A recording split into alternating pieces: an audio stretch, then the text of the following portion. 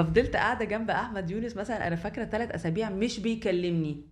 انا قاعده بروح من الساعه 8 الساعه 11 8 الصبح ل 11 الصبح، قاعده كده جنبه بشوفه بيعمل ايه، بيطلع الانفورميشن اللي هي اخبار الصباح من الجرايد، ايه المواضيع اللي بيتكلم فيها مع الناس، ازاي بيستخدم الميكسر وبيدخل الاغاني وبيطلع الاغاني. ما بيكلمنيش خالص، كاني مش موجوده معاه في الاوضه.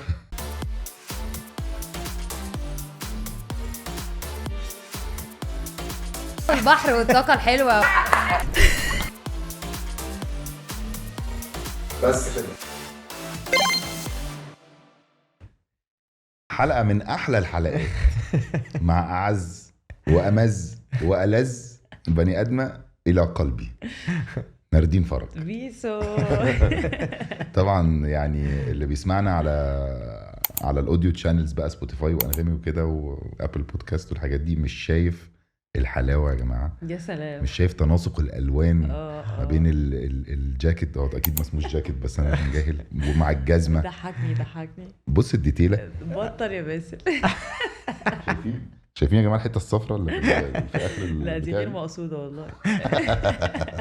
الفاشن في تفاصيله، في بساطته، في بساطته وتفاصيله. انا طبعا مش شهادتي مجروحه، انا حلقتي مجروحه. ايوه، لان طبعا انت اكتر من اخت ليا، واشتغلنا كل حاجه مع بعض. يعني ناقص نشتغل في السباكه، اذاعه شغال، تمثيل شغال، جوسب جيرلز بنقعد ننم انا وهي.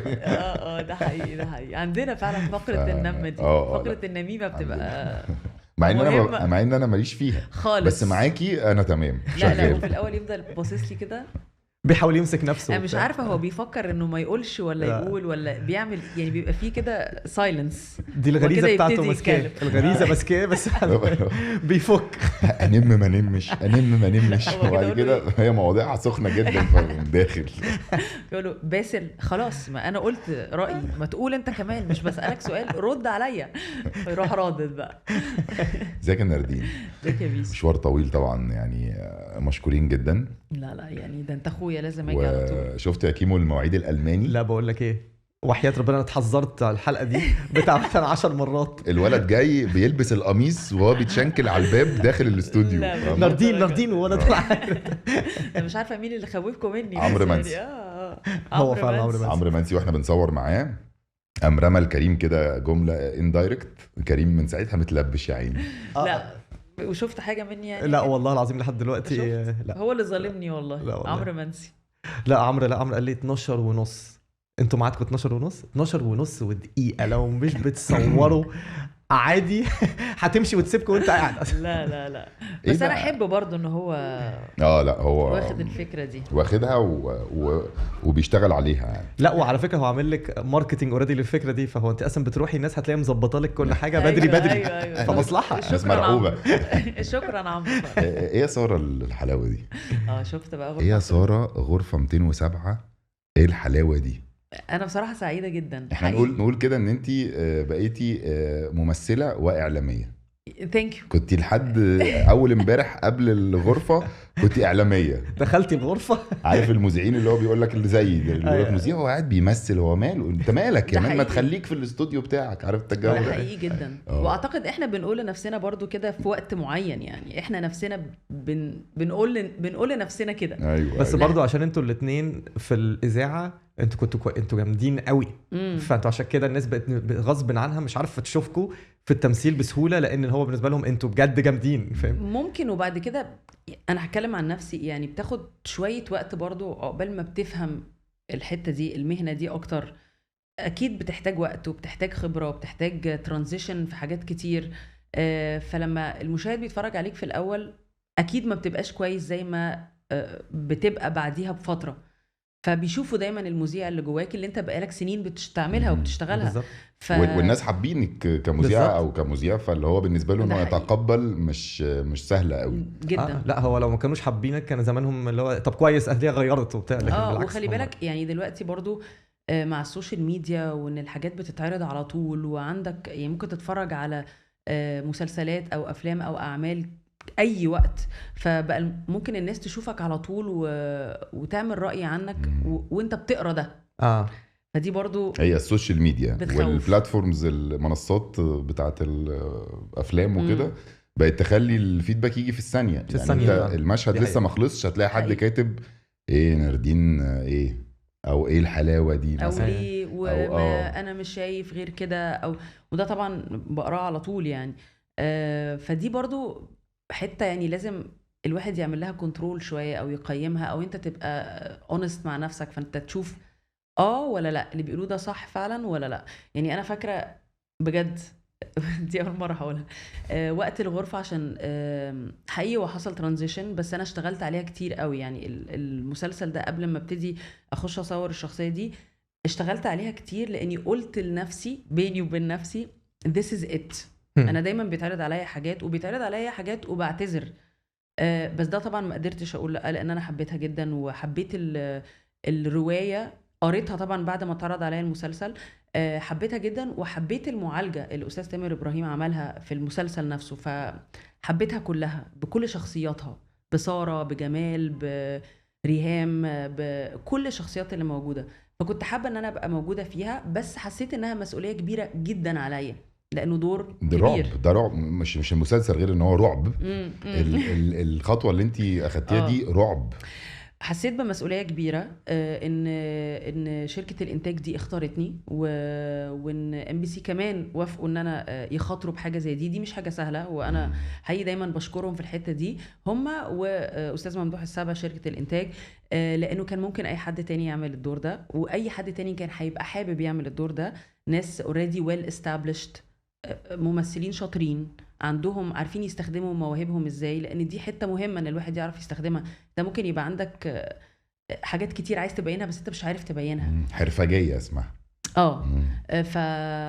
وده فعلا اللي كان حاصل. فقررت ساعتها بيني وبين نفسي وقلت لنفسي انا الدور ده either I make it or break it. يعني either I will continue او I will stop. يا هتعمليه حلوة قوي يا اما يا هو ده اللي هينجحني او هيكسرني هو خالص. هيبقى احنا بنترجم بس عشان لا انا لا انا قلت ده هيبقى بالنسبه لي انا هو النقطه اللي عندها هقف وهقرر انا هكمل ولا مش عايزه اكمل تاني. This podcast is powered by VOO, a mart in an app. حلوة دي. طب ده معناه ان خلاص بقى هنستناكي في الاوسكارز. لا في الاوسكارز فاكره قلت لك ايه ايوه لا مش الدرجه دي خالص يعني بس من اسبوع بنصور يعني.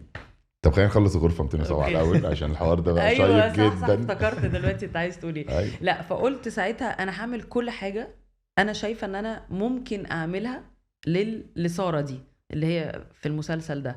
ففعلا عملت كده يعني اخدت دروس مع مدرس تمثيل اكتنج كوتش وقعدت انا معلوك وقعدت اذاكر لوحدي خالص بعمل الهوم ورك او الواجب بتاعي لوحدي وقعدت كتير جدا بذاكره وبحاول افهم ساره دي اكتر وهو بصراحه ساعدني كتير لوك. يعني ازاي ممكن ان انا اعمل شخصيه حتى لو هي الحاجات بتاعتها دي مش مكتوبه.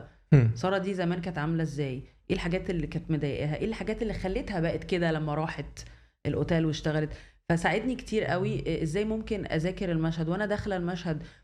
في حاجات تكنيكال كتير يا كريم يعني في حاجات اللي هو قبل ما بصور مشهد معين لازم انا ابقى كاتبه لنفسي قبل كده هي كانت فين طب وقبل كده عملت ايه طب احساسها كان ايه وهي داخله تقول الكلام ده. مش انا مثلا داخله دلوقتي هقول مثلا اخبارك ايه يا جمال عامل ايه اخبارك ايه يا جمال عامل ايه. ما هي ممكن تبقى جايه من حته هتقول اخبارك ايه يا جمال عامل ايه دي بطريقه مختلفه تماما طبعا. ازاي ممكن اعيش الاحساس او الحاجات الصعبه اللي انا مش عارفه ابينها قدام الكاميرا بسهوله. فعملت كل ده لاني حسيت انه بجد كانت مسؤوليه كبيره قوي قوي عليا. كنت مرعوبه بعيط كتير جدا كالعاده كريم جوزي انا شال مني كتير اللي هو كنت برجع كريم ده والله العظيم انا بيصعب عليا حمال اسيه والله العظيم حقيقي حمال اسيه.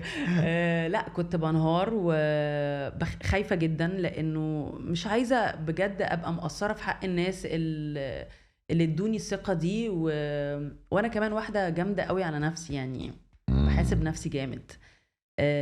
مش ناس كتير كده على فكره وانت اكيد عارف. لا عارف طبعا. بس لا كنت عايزه اثبت لنفسي وللناس التانية جماعه انتوا اديتوني ده الدور ده او اديتوني الواجب ده وانا قدرت اعمله على قد ما قدرت. اكيد مش بيرفكت، لكن ده كان في اللحظة دي هو ده اللي انا قدرت اعمله وما قصرتش خالص، فبالتالي النتيجة اللي هتطلع هي هتكون اكبر نتيجة ليا. انا اكمل في ده، لو اتعرض عليا حاجات تانية حاسة ان انا ممكن اعملها اقول اوكي، ولا اقفل الباب ده خالص. والنتيجه طلعت 10 من 10. النتيجة طلعت حلوة لذيذة. لا 10 من 10 خلاص، احنا الجمهور بقى. لا لو سمحتي ما انت كمان هتوقفي الجمهور لا كلامه. يعني انا سامع انك مش عارفه تتمشي في الشارع. لا بس قبل ما نخش بقى في حته، لان الشارع ده له سؤال طبعا. في اجتهاد تمام، وده لاي حد بقى بيسمعنا يعني. انا ده اللي بحترمه فيكي جدا. واحده جالها دور كبير او صغير او وات ايفر، يعني حست بمسؤوليه معينه، وانت عارف تصويرنا عامل ازاي. احنا ساعات بنقعد بال20 ساعه في اليوم، 6 ايام في الاسبوع، بنموت فاهم. لما هي تلاقي وقت بين ايام التصوير تنزل من 6 اكتوبر، طبعا انا عشان صديق فانا عارف عارف المواصلات عامله ازاي. هي تنزل من 6 اكتوبر تروح للمعادي عشان تروح تاخد درس في التمثيل على الدور المعين ده، تشتغل عليه ازاي وتعمل تايم لاين. بقت تخش لهم، بتخش على فيجو يعني على فراج والكرو كده، معاها كشكول يا مان. كشكول ورسمه فيه التايم لاين، رسمه فيه المشهد الاول ده لما انا بخش ببقى جاي من جنازه، فالمفروض ابقى زعلانه يا نردين فاهم. المشهد التاني مش عارف هبقى ايه، هبقى جايه من بتفرج على التلفزيون كان ماتش كوره، هبقى اكسايتد يا نردين كده. فانت يا باشا هترمي عليها اي مشهد تصوره هي جاهزه. ايوه سبيشالي كمان انا اتعلمت هنا في البودكاست قصه ان انتوا بتصوروا باللوكيشن، فانت فعلا لازم تبقي كاتبه انت كنت عامله ايه ساعتها في اللوكيشن في عايزه اقول لك السين اللي قبله. جدا بيفيد طبعا يعني طبعا. لانه طبعا احنا لما بنيجي نصور، انا بالنسبه لي طبعا اللوكيشن ده حياه، عالم موازي انا مش عارفاه يعني. بقول لباسل دايما عشان احنا بنصور حاجات دلوقتي مع بعض، ده عالم موازي يعني غير العالم بتاعي. فكله حاجات بالنسبه لي جديده عليا وغريبه جدا.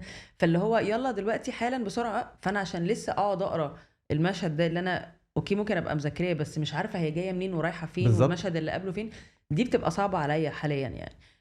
فانك تبقى جاي ومحضر بتساعدني ان انا ابقى احسن عن ما ابقى جايه بس وحافظه وكده.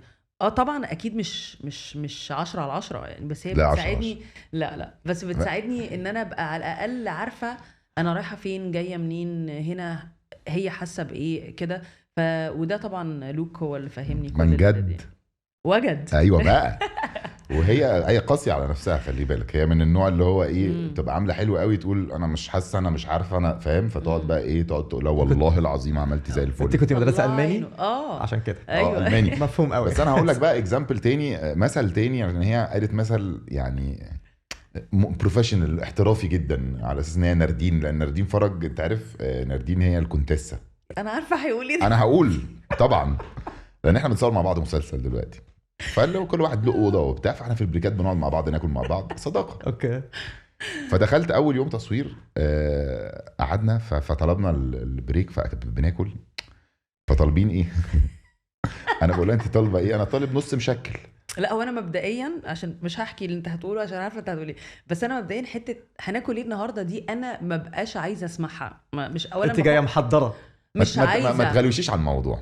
فبقول احنا قاعدين في الاوضه يا باشا، باسل فين اللي باسل طالبه اطلبوا لي زيه. فانا طالب نص مشكل. نص مشكل. انا يا عم انا فاهم ده، انا انت عارفني يعني. طالب نص مشكل وشويه رز بالكبد وبتاع كده. فالمهم سندوتش كبده جملي وبتاع. تعالى لي ناكل مع بعض. يلا ناكل مع بعض. فبقول لها انت طالبه ايه؟ قلت بقى تقول لي فيليه مونيون، سالمون فرونتون، فاهم، بط مشوون كده يعني. فلقيتها بتقول لي انا نص مشكل زيك. قلت لها ناردين ايه اللي بيجرى لك؟ قالت لي ولا حاجه. قامت ماسكه صباع كفته. لا انا لقيته صباع كفته وقامت بايديها كده. فبقول لها ناردين احنا مع بعض في ايتي بالعربي، قعدنا 3 سنين مع بعض. ناردين الكونتيسه جت، الكونتيسه راحت يعني. ناردين لما بتخش مثلا الاستوديو بنقوم نقف احتراما احتراما لدخلتها كده. لا طبعا ماسكه من صباع الكفته وايه. هي دخلت في الدور خلصنا اكل وبتاع. فبقول لها انت ايه اللي جرالك؟ قالت لي لا بص، في العالم ده انا مش ناردين، ما تبصليش بصه ناردين. لا هو اتصدم مني. لا ده كان في المشهد اليوم اللي قبله. لا وفي لسه الحركه الاخيره بقى اللي هي الفضيحه. بس خلصنا اكل وقاعدين بنتكلم، بنشرب حاجه ساقعه وكده. فاحنا بنتكلم فقامت بصه كده ايه مش فاكره. فعلى التيشيرت فيه وقعت أيوة. وقعت شويه طحينه. لا في رزه. فهو احنا بنتكلم عامله ايه، ماسكه الرزه قامت واكلاها. بس بقى كنا قال لي انت بتعملي انت بتعملي ايه؟ انت فاهم؟ عادي يا باسل عادي، خلينا ننجز. ولا ده لو كريم شافك هو كريم ما كانش هيدي الناردين اللي اتجوزها. لا في يوم تاني برضو لما كنا في حته تانية في لوكيشن تاني، فقاعدين بنفطر مع بعض، لقيه بقى جايب معاه حاجات فيري هيلثي. انا باخد معايا خيار وجزر آه. وبتاع وحاجات كده. انا فاهم اصلا أنا كده الجو. يعني في حياتي، بس في اللوكيشن طبعا لا. فهي تاكلي يا ناردين، انا جايب بقى كراكرز مش عارفه عامله ازاي وخيار وجزر قلت له اكيد لا. في النص المشكل بتاعي بطاطس محمره هات، طعميه يلا. طلبت سندوتش جبنه رومي سايحه بالبطاطس توستر لو محمره. سمحت. يعني انت فاهم يعني جبنه عارفه رومي سايحه. عارف بحب وانا السندوتش ده بصراحه. في توستر. بطاطس اسمه- فرايز. عارفه سندوتش مش البطاطس. عارف انا اسمه جبنه توستر. هو كده هما اوكي انا مسمينه اسف. كده. مش توستر، هو بيتحط في التوستر. هو توستر. اه نرجع انا بس قلت اديله فكره. لا ده عالم تاني عن- خالص. بس عايز اقول لك حاجه، انا بحبه كده انه انت بتخش تاخدي الاكسبيرينس كلها. هم اللي موجود باكل زيه يعني. حتى برضو في الغرفه فيقولوا لي مثلا هتاكلي ايه النهارده؟ فراج يا جماعه هياكل ايه؟ عشان انا معظم مشاهدي كانت مع فراج. هياكل مش عارفه النهارده طالب كذا، اطلبوا اللي هو طالبه. يعني انا مش هقعد بقى لسه افكر هاكل سلمون مشوي ولا فراخ مشويه وجنبها خضار سوتيه. القصه دي مش موجوده خالص في الحياه الموازيه دي بتاعتي. دي حياه تانية خالص. بس حياه موازيه لذيذه لذيذه. ومفاجاه. بس انت ما كنتيش كده فوق مستوى الشبهات. الحياه دي ابتدت تخش عليكي واحده واحده. ده اكيد. اوعى يكون هو لوك ولا قال لك كده. لا لا لا لا لا لوك خشي كلي بقى.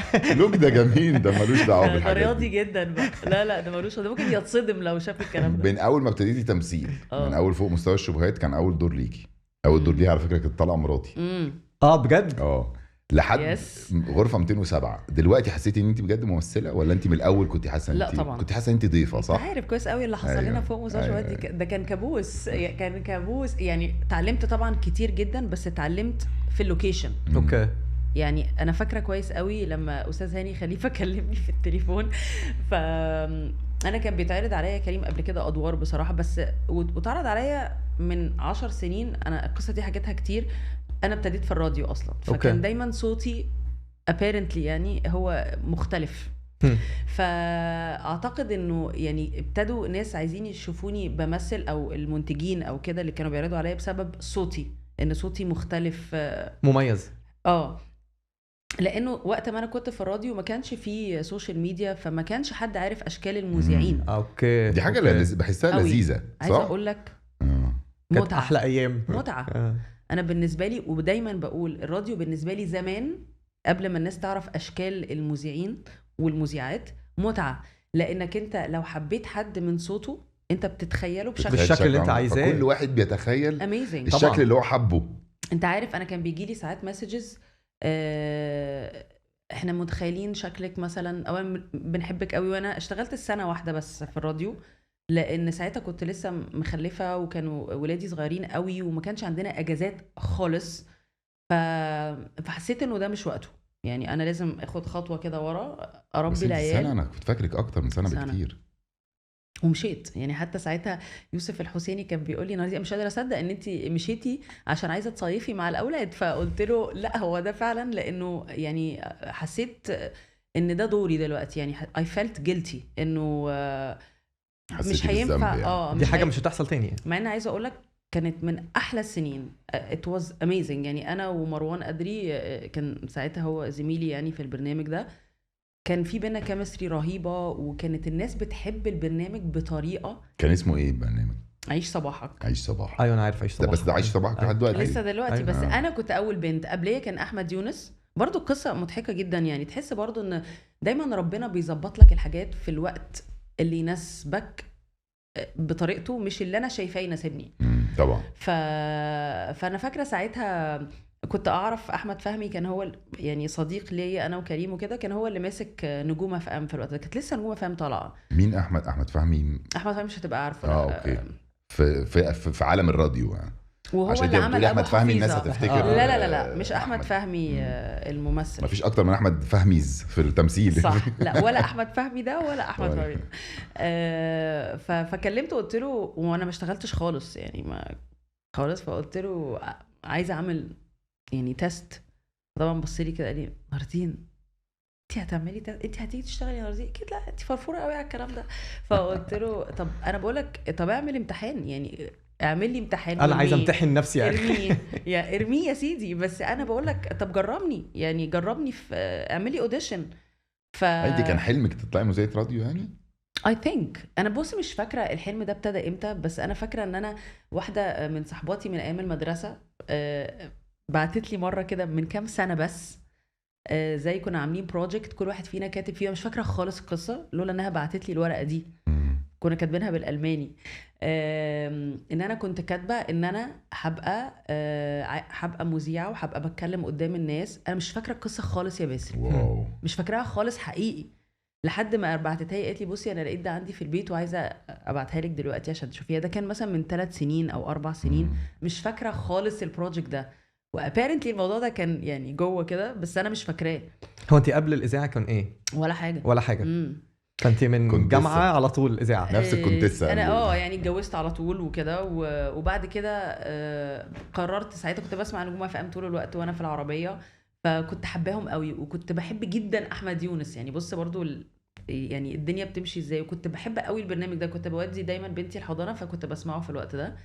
واحمد فهمي اللي هو كان ماسك نجوم اف ام ونايل اف ام في الوقت ده صاحبنا. فساعتها قلت له طب اعمل اوديشن، يعني انا بقولكش دخلني واسطه، لو انت اقتنعت قول لي يعني خلاص بس جرب. ففي يوم كده قال لي طب يلا تعالي جربي. فاكره انا ساعتها كان اول عملت لينك كده. دلوقتي يا جماعه انا فاكره هنسمع شيرين عبد الوهاب اغنيه مش عارفه ايه، وبسلم عليها قوي وبقول لها ان احنا بنحبك جدا. سلمي على مين؟ شيرين عبد الوهاب. كلام طبعا ضايع. واحمد صديق البرنامج بيسلم على والدته قوي. ضايع. انت فاهم اللي هو هنسمع اغنيه لمايكل جاكسون ونحب نوجه تحياتنا لمايكل. ازيك يا ميكي؟ ده اللي حصل بالظبط. وخلاص بقى يعني اوكي عملت الاوديشن اللي نفسي فيه ومشيت. بص يعني الدنيا بقى الظروف تحصل انه فجأة احمد يونس قرر انه عايز يمشي فجأة، وان انا لسه عامله اوديشن، وان لقيت احمد فهمي ده بيكلمني مثلا بعديها باسبوعين بيقول لي ناردين انا عايزك تيجي تقدمي برنامج الصبح. ايه اقدم برنامج الصبح ازاي؟ قال لي احمد يونس هيمشي، هو عايز يمشي ومدينا نوتس شهر، فانت هتيجي كل يوم تقعدي عشان تتعلمي وتشوفي هو بيعمل ايه. قلت له ازاي يعني هعمل كده؟ قال لي this is it، عايزه ولا مش؟ قلت له لا حاجه. ففضلت قاعده جنب احمد يونس مثلا انا فاكره 3 أسابيع مش بيكلمني، انا قاعده بروح من الساعه 8 الساعه 11 8 الصبح ل 11 الصبح قاعده كده جنبه بشوفه بيعمل ايه، بيطلع الانفورميشن اللي هي اخبار الصباح من الجرايد، ايه المواضيع اللي بيتكلم فيها مع الناس، ازاي بيستخدم الميكسر وبيدخل الاغاني وبيطلع الاغاني. ما بيكلمنيش خالص، كاني مش موجوده معاه في الاوضه. لحد قبليها باسبوع ابتدى يكلمني، يعني ابتدى كده يكلمني. وبعد كده في يوم قال لي طيب انا طالع في وسط البرنامج، انا هطلع عشان عايز اعمل مش فاكره اعمل شاي، اعمل ما ينفعش كنا ناخد معانا حاجتنا نشربها جوه ولا حد دلوقتي يعني. انا مش ماشي بعدين. فقال لي فانتي قدامك دلوقتي زي ما انتي شايفه اغنيه لازم تخشي تتكلمي وتقدمي الاغنيه اللي بعديها. قلت له لا وانت هتمشي هتسيبني يعني انا اعمل ده كله لوحدي؟ طب اقف جنبي، افرض الهوا وقع دوست على زرار غلط. انا مش موجود وسابني وسابني. قلت له طب بس تخيل هقول لك بس هعمل ايه. بقى لي طب شاور لي على الزرار. هتعملي انت بقى لي 3 أسابيع قاعده يعني هتعملي، وسابني وطلعت اللينك لوحدي. وقلت طبعا دايما بيبقى عندنا كده في ال 40 seconds rule. انا بعد كده بقى لما مسكت اصلا راديو النيل كنت ماسكه فيها ساعتها راديو هيتس، كنت انا المديره بتاعتهم. طبعا كنت بقى ايه انتوا عديتوا ال 40 ثانيه طب مخصوم لك يومين حاجات كده. وده كله اتعلمته طبعا من نجوم يعني من احمد فهمي واحمد يونس. وبعد كده مشي وبقيت انا ومروان اللي بنعمل البرنامج ده. وكان بالنسبه لي كان دايما حد يقول لي حاسه بيقول لهم انا في منتهى السعاده، لانه فكره ان انت تبقى زي ما بقول لك الناس تحبك وانت مش عارفين شكلك خالص ويبعتوا لك ان هم متفاعلين معاك وبيحبوك، دي بالنسبه لي كانت حاجه ممتعه جدا جدا وحبيتها قوي بصراحه. 10 اكيد من 10 تتكلموا معايا 10 من 10. لا انت ما اصل انا مذيعه يا جماعه، فانا ممكن اقعد بس اتكلم احنا بالصبح. سرحنا. ايوه بالظبط. لا عامه، طب احكي لي اكتر. بس انا عملت حلقه انا وباسل زمان في البودكاست، وقبل ما انت تيجي قعدت اتكلم مع باسل وبقول له في الاخر على فكره يا جماعه هو ناردين هو انت بس، يعني الشكل الاحلى بس قصتكم واحده. ميرسي قوي. قصتنا فاهم واحدة. ليه؟ واحدة ايه لازمتها يرمي بالظبط. البق ده؟ يعني هي ناردين هو انت بس شكلها احلى يعني ليه؟ على لازم بنت. لازم يعني ماشي. انت لازم. على بنت. لا بس ليه يعني؟ فاهم قصدي؟ لازم اوضح. براحتك. لا ودايما انا وباسل يعني نختفي وبنتقابل، نختفي ومش بنتقابل عادي، يا مراتي يا بنحب بعض يا انا بحبها مش معبراني. عمرها ما طلعت، عمرها طبعا ما طلعت بتحبني وانا مش معبرها. ما نعرفش ايه اللي ممكن يحصل يا بيسو. لا بس انا فاكره عشان كنت لسه بحكي لكم على فوق مستوى الشبهات، فلما استاذ هاني خليفه كلمني وقال لي تيجي وكده، فانا كنت بقول لك انا قبل كده ما كنتش بوافق لاني كنت عايزه اركز اكتر في الراديو اكشلي. ده اللي هو دي كانت اول القصة. مسلسل تمثليه في حياتك. بس لما كنت بقول لكم قبل ما اخش في حته الراديو ان انا كان بيتعرض عليا حاجات كتير وكنت بعتذر لانه كنت حابه ان انا اركز في ده شويه. انا قررت ان ابتدي في ده، مش هعرف اعمل حاجتين في نفس الوقت، فكنت عايزه اثبت نفسي اولا في ده، وبعد كده لو جه بقى بعدين هبقى اشوف. فانا حتى فاكره انه مره اتعرض عليا مسلسل الجامعه، فاكرين الجامعه؟ انا اتعرض عليها مسلسل الجامعه. انا رفضت الجامعه زمان وانا كمان شفت. لدرجه حتى طب روحي اعملي اوديشن، لا انا مش همثل عمري. طب بس يعني طب شوفوا احنا نقول لك هي وحش. النقله صعبه جدا يعني، دي مش سهلة. النقله مستحيله. ما انا اصلا كنت يعني- هسألك في كده بقى. ازاي انا لما انت اول حاجه الراديو، انا عارفه ان انت برضو كنت نفسك قوي تخشي الراديو، وعشان كده برضو هتلاقيكي كنت عندك حاله قلق جامده اول ما دخلتي، عشان هو ده اللي كان حلمك يعني. صح. السؤال بقى، لما انت امتى اول مره طلعتي عملتي MC بعد الراديو ودخلتي على حاجه لايف قدام الناس، انها حاجه عارفه الناس بتتفرج عليكي لايف؟ قصدك اللايف اللي قدام الناس ستيج شايفها الناس قدامك. شايفاكي وشايفه كل رياكشن، وانت خلاص ما بقيتيش الناس مش عارفه انت بتعملي ايه. انا ممكن ابقى قاعده بالبيجامه وبقول اللي انا عايزه اقوله. ايوه بص، هو بين الراديو وبين الامسين كان في كذا برنامج. أوكي. يعني خلينا نشرح الاول يعني ايه MC. مقدمه للحفله او مقدمه للإيفنت. حفله او ايفنت، او اللي هي بتطلع تقف على مسرح بيبقى في ناس، او واقفه في ايفنت بتاع شركه مثلا وهي بتقدم الحاجات كده، فهو ده اسمه MC. انا فاكراه طبعا، فاكره اول مره، بس كنت اوريدي عملت برنامج في OTV. اوكي. يعني كان لسه في البدايه كده، بس كنت ابتديت اتكلم كمذيعه، الناس بتشوفني في التلفزيون. اوكي. وبعد كده جالي بقى الايفنت ده، انا فاكراه كان مع شريف نور الدين. سوق كنا بنعمل حاجه ديزاين فاشن ايفنت، عن فاشن شو او حاجه كده يعني، مودلز بتطلع عرض ازياء يعني. حاجه كده يعني.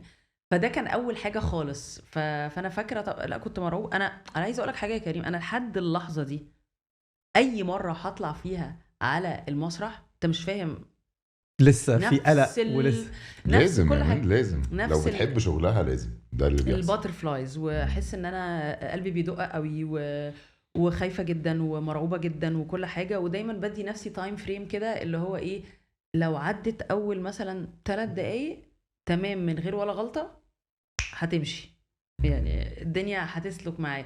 لان انا لو ما بغلط، الحمد لله يعني مش بغلط كتير، بس لما بيحصل كده ببقى بقى عايزه اقوم اجيب نفسي من شعري يعني، فاهم؟ يعني اللي هو مش هم اللي بيتضايقوا، الناس القائمين على الحته الالماني بتطلع، ببقى عايزه اقوم اضربني يعني. الله يكون في عون بناتك. طبعا. فببقى مش عايزه يحصل كده عشان ما ركزش في ده فاتلخبط تاني. فببقى دايما قاسيه قوي على نفسي ان ده ما يحصلش. ودايما اتعلمت برضو من التالنت شوز اللي قدمتها، دي كانت برضو مرحله اتعلمت منها كتير. دايما بيبقى فيه اوتو كيو كده اللي احنا بنقرا منه بره، في مصر لا. بس يعني ايه في مصر لا؟ انا بحفظه. نعم. مفيش اوتو كيو في مصر؟ يعني انا ما ينفعش اشتغل في مصر الMC. عايزه اقول لك it's a great challenge. لا اصلا ما بعرفش احفظ. it's a great challenge. يا اما ارتجل واتكلم من دماغي، لكن تديني ورقه احفظها واطلع اقولها مستحيل. اولا دي فيها برضو تحدي شويه، او بيبقى فيها قلق بالنسبه لي. الراجل او الشخص اللي قاعد على الاوتو كيو ده لو هو مش عارف السبيد بتاعتك، لو مش ماشي فيها على عطلانة على بقى. سرعتك، سرعه كلامك بتبقى مصيبه. فانا مثلا في ذا فويس وارابز جوت تالنت، لا لان كنت باك ستيج، بس ذا فويس لما ببقى على المسرح لا طبعا في اوتو كيو وبنعمل بروفات كتير جدا. طب والجونه فيلم فيستيفال والحاجات دي لا مفيش؟ لا لا لا لا لا مفيش. معلش احنا قلنا حاجات واو. كتير، يعني انت في عملتي الجونه فيلم فيستيفال، الحاجات الرئاسيه، ذا فويس، عربز جوت تالنت، اربز جوت تالنت، ده يعني دي كميه. بالعربي. هو انت ليه محسسين يا جماعه الحاجات دي احنا قاعدين بنقولها ايه كده؟ ده ايه ده هو انت لحظه لا لحظه سوري انا اسف، احنا في البودكاسترز يا حبيبي. ايوه هو لا انا هجيب لك اي حد في البودكاست حبيبي؟ كده يا جماعه مش حبيبي، هتخلوني بقى اتكلم مع حد دي بعد ما انزل من هنا. تاريخها بطل يا مش باسل، بهزر بطل. وحياة لا. ربنا. ايوه بس على فكره انتوا كل شويه تاريخها- بترموا حاجه كده أيوة. محسسني تاريخها كبير جدا، انا بقول لك تاريخها كبير لا، لا، جدا، لا، بس لا. هي من النوع السطر. يعني ايه سطر؟ لا لا لا تسي، لا خلينا نقول متواضعه. يعني غيرها مثلا كل ما يعمل حاجه يقوم داخل وحاطط وبتاع وبوم بوم بوم بوم بوم مفرقع حاجات في الهواء، فكل الناس تعرف ان هو عمل كده. تحب ارسلك هي لا عملت لا ايه؟ لا لا يا ريت. لا من ساعة- باسل. لا لا يا خلاص ريت باسل، الراجل بجد دي انا كانت عايز بتدرب مذيعين، صح خلاص ولا يا لا؟ باسل، ما احنا خلاص كده. كانت بتدرب مذيعين واشتغلت في الراديو، وبعد كده اللي هو او تي في واي تي بالعربي ام بي سي واربز جوت تالنت وذا فويس. بس انا عايزه اقول حاجه حقيقي، انا بالنسبه لي لما دايما بيكلموني عشان اقدم حاجه لبلدي، مش قادره اقول لكم ده بيبقى طبعا. بالنسبه لي طبعا احساس عامل اكيد ازاي. اكيد. بتبقى طبعا مسؤوليه كبيره جدا، رعب رهيب، ببقى هموت من الرعب، بس ببقى حاسه يعني سعيده انه حد بيأتمني على حاجه زي دي، لان دي حاجه مهمه. لما كل الناس تتفرج علينا، الناس تشوف مصر عامله ازاي، وابقى انا اللي طالعه بقدم ده، دي بالنسبه لي بتبقى حاجه يعني لحظه بفتخر بيها جدا، بحبها جدا. يعني كذا مره بقول انا لو ما عملتش ولا حاجه وعملت ده بس، لا هي خطيره طبعا. انا بالنسبه لي انا كده تمام. الواحد بيبقى متواضعة. مبسوط لو هو بقى الفويس اوفر، وهو الصوت اليونيك بتاع الصوت المميز بتاع حاجه، برنامج مثلا او حاجه. انت يعني تقريبا انت الصوت المميز بتاع كل الحاجات المشهوره لمصر. لا طبعا انت الصوت في- المميز لمصر يعني. لا لا لا، في دي قصة مذيعات يعني. في مذيعات احسن مني كتير في اللغه العربيه الفصحى طبعا، وبيبقوا مذيعات من الاخبار هايلين، ما اعرفش اعمل ربع اللي هم بيعملوه ده. وفي ناس كتير كويسه طلعوا في الكباش وفي حاجات تانية كتير، بس انا بتكلم في لحظه لما حد فيهم بيكلمني وبيقول لي ناردين احنا عايزينك معانا في ده، دي بتبقى بالنسبه لي يعني من وسام احلى بجد يا باسل، من احلى اللحظات اللي مصدقك، عدت لا. عليا. فبتبقى مسؤوليه كبيره جدا، وزي ما بقول لك انا برضو يعني مش بتكلم لغه عربيه فصحى، دي حقيقه بسهوله. يعني انا كنت مدرسه الماني، وبعد كده دخلت تجاره انجليزي، فانا مش ما دخلتش اعلام ولا مثلا كنت في قطاع الاخبار. انا ممكن يبقى طريقه القائي حلوه، مخارج الالفاظ عندي كويسه، بس انا التشكيل عندي مش احسن حاجه خالص. يعني واحد لازم يبقى عارف برضو امكانياته وايه البروز وايه الكونز بتاعته. فانا عارفه ان في ناس تانية احسن مني اكيد اكيد في الحته دي بالذات 100%. بس فلما بيجوا مثلا حد يكلمني القائم على الايفنت ده او الحدث المهم ده، ويقولوا لي مثلا احنا اخترناكي عشان تبقي معانا، دي بتبقى بالنسبه لي مش عايزه اقول لك، يعني بقول لهم انا ممكن ابطل اي حاجه تانية بس اعمل ده بس. دي بالنسبه لي متعه، بحس كده ان انا عملت حاجه حلوه، وعمر ما حد هياخدها. دي حاجه مش موجوده طول العمر. بس اللحظات بقى، اللحظات اللي قبل الطلعه بتاعه المسرح دي اوحش لحظات في الدنيا. مش الدقيقه بتعدي في سنه وبتاع. رعب. This podcast is powered by VU, a mart in an app. طيب من شويه قلتي وانا بودي ولادي الحضانه، وانا بجيب ولادي من الحضانه وسبت مش عارف ايه عشان اروح اصيف مع ولادي حقيقي. في المصيف. حصل احنا اللي بنتكلم عليهم دانا ومايا 100. بص بقى، قبل ما نتكلم عن دانا، هي اسمها دانا تمام ماشي، دي مشكله حياتي. فاحنا اول مره مش عارف ايه ايه ده بجد، ايه دانا دانا دانا هل مش ده دانا. ده اسم الماني لا دانا، لا دي دانا. يعني دانا يعني. بس هي يعني هي دانا، بحاول باشا. افتكر. دانا هي دانا هي دانا بس تقولها قدام امها دانا وتقوم مكشمالك كده. هي دانا. اولا تحيه لاحلى بناتيت في الدنيا. ده فطرتيني، بقيت مش عارف اقولها. دانا بتلعب كرة قدم، صح، محترفة حقيقي فعلا. فين؟ لا فين لسه محترفة. ايوه فين؟ مش محترفة ان هي بتلعب حلو، محترفة ان هي بتسافر تلعب بره. ايوه ما انا قصدي كده، فين بقى؟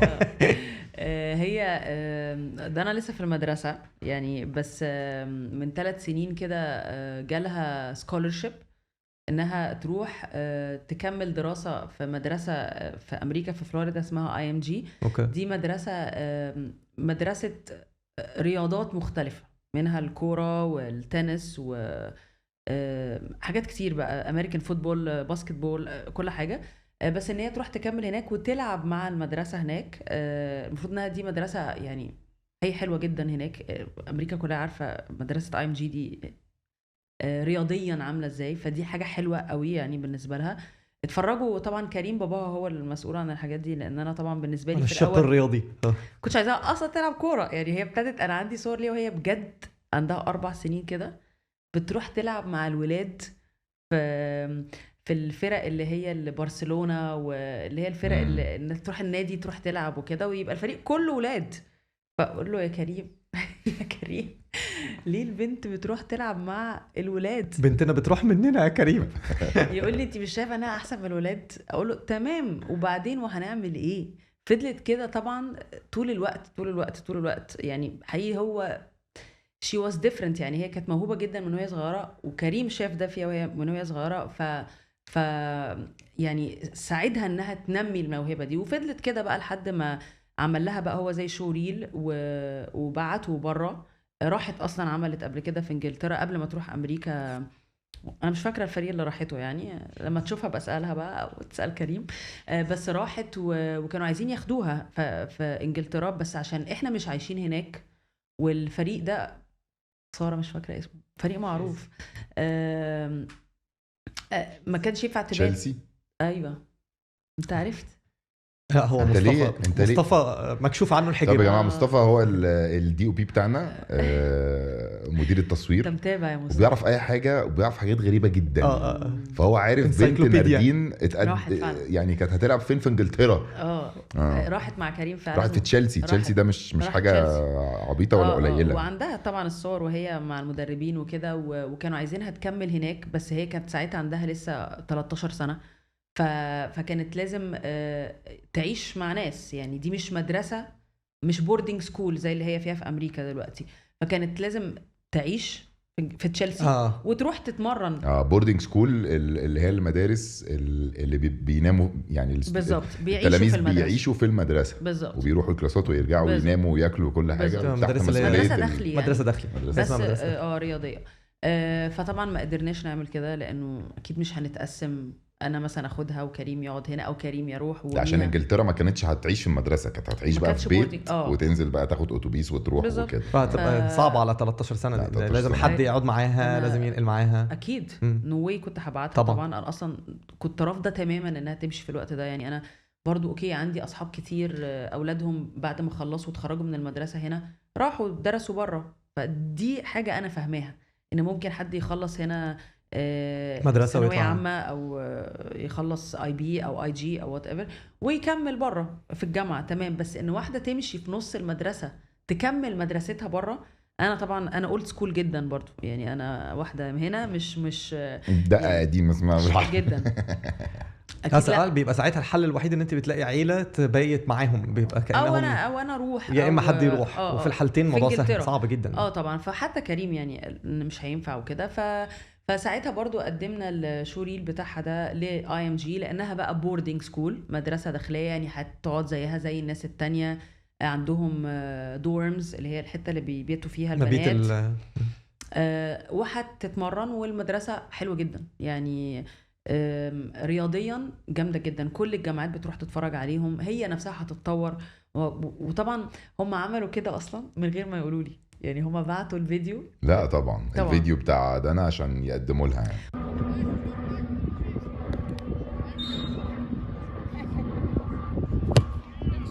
Great ball.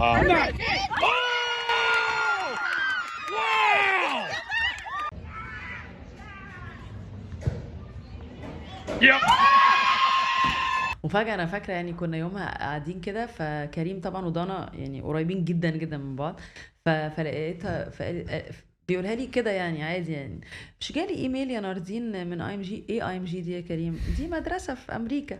ايوه ده يا بنك كريم. جديد بيفتح. وعايزين ياخدوا دانا. ياخدوها فين يعني يا كريم؟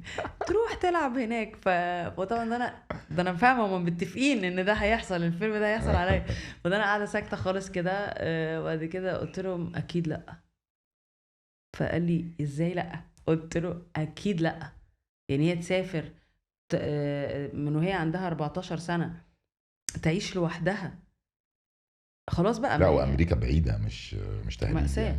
فطبعا قلت لهم انسوا الكلام ده، هي تسافر لما تتم 18 زي كل العيال اصحابنا اللي احنا عارفينهم اللي يعني سافروا بره يكملوا دراستهم. اللي عايز يسافر، لكنها تسافر قبل ما تخلص مدرسة، يعني ده بدري قوي. وانا بالنسبة لي برضو يعني انه يبقى دايما انت مترابط مع اهلك ويبقى ليك الترابط العائلي، ده مهم جدا بالنسبة لي. طبعا. انك انت تبقى دايما فاكر اهلك وفاكر باباك ومامتك واخواتك، وان يبقى في